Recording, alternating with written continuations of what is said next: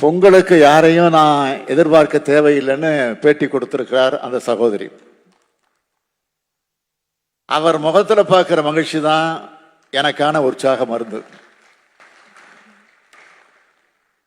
எனக்கு மக்களை பற்றித்தான் எப்போதும் நினைப்பே தவிர என்னை பற்றி இருந்ததில்லை. எந்த சூழலையும் என்னோட மக்களுடன் இருப்பவன் நான். என் சக்தியை மீறியும் உழைப்பவன் நான்.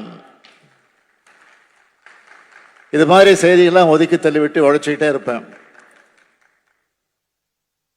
அண்மையில் இதே அரங்கத்தில் நடைபெற்ற உலக முதலீட்டாளர் மாநாடு என்பது தமிழ்நாட்டை வளப்படுத்த உலகமே திரண்ட மாநாடு என்று சொன்னால்